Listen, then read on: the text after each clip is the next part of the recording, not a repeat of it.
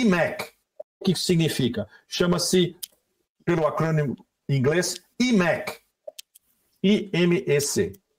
É India Middle East Corridor. Corredor Índia-Oriente Médio. Mas isso não diz o que é esse corredor. Isso é uma invenção americana para transformar Israel num polo central de trânsito de energia no oeste da Ásia, ligado aos Emirados Árabes e à Arábia Saudita, para exportar energia para a Europa. Quem são os personagens desse IMEC, desse corredor? Índia, União Europeia, Israel, Arábia Saudita e Emirados Árabes Unidos. Isso foi inventado e proposto no último G7. Todo mundo já esqueceu, mas isso é super importante porque isso explica, entre outras coisas, um dos vetores principais dessa guerra que está rolando. Porque isso está interligado com uma outra invenção, essa dos anos 60, dos americanos, e que agora está sendo reavivada. O Canal Ben Gurion. Vocês já devem ter ouvido falar do Canal Ben Gurion. O Canal Ben Gurion, indo do Golfo de Aqaba até o leste do Mediterrâneo, seria, se fosse construído, um concorrente direto do Canal de Suez, e aí não ia mais passar pelo Egito. O nó principal nessa história toda de corredor de conectividade, de comércio e de energia, e de comércio de energia, seria Israel. E onde chegaria, se for ou se fosse construído, o canal que eles têm que construir em elevações enormes, seria uma operação absurda, uma obra de engenharia monumental, caríssima e a longo prazo. O canal desembocaria ao norte de Gaza. E o que tem no norte de Gaza? E o que tem no norte?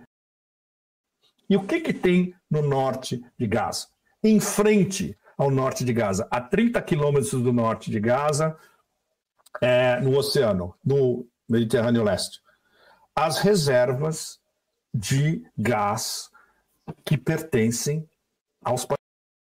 As reservas de gás que pertencem aos reservas de gás que pertencem aos palestinos. E que, no momento, esses dois campos estão sendo explorados por uma concessão que foi para a British Gas. Era uma união entre a British Gas majoritária e os palestinos como sócios minoritários. Essa concessão acaba o ano que vem. Ela tem que ser renovada. Tem duas possibilidades. Uma, que isso já, evidentemente, os americanos e os israelenses olharam e começaram a crepitar em fogo.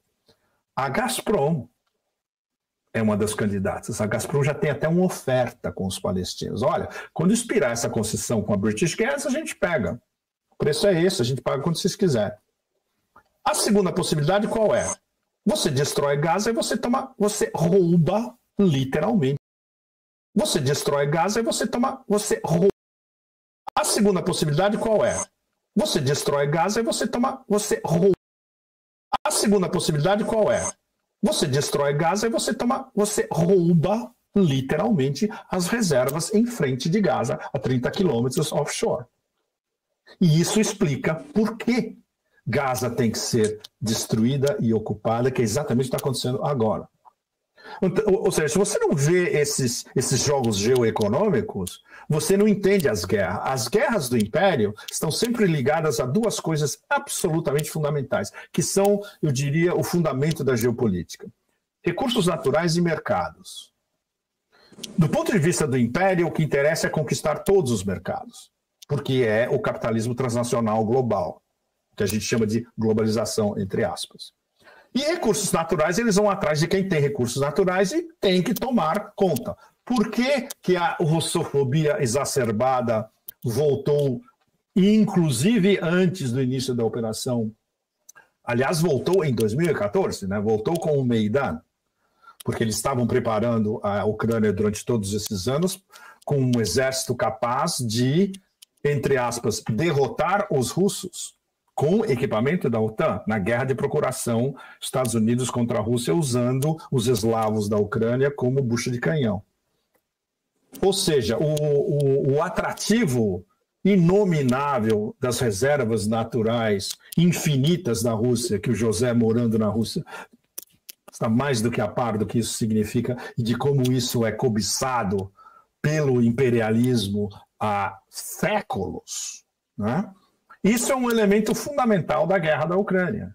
É uma guerra de recursos naturais, é uma guerra que, para a gente conseguir assambarcar toda aquela riqueza natural absolutamente inominável da Rússia, precisa um regime change, precisa um golpe de Estado, precisa tirar Putin e o seu círculo, botamos o nosso fantoche, seja quem for, e desmembramos a Rússia. Tem até mapas desmembrando a Rússia em pelo menos 5 diferentes regiões. Então, isso explica a lógica interna do império. Conquistar mercados e conquistar recursos naturais, seja onde estiverem. No caso do Brasil, vocês sabem muito melhor do que eu o que isso significa, né? Então, nada disso vai mudar, porque essas elites que estão no poder agora, controlando esses fantochezinhos, Blinken, Sullivan e companhia, é a mesma coisa que o pessoal que inventou as 2 guerras mundiais antes e que se aproveitou do almoço nu nos últimos 77, 78 anos.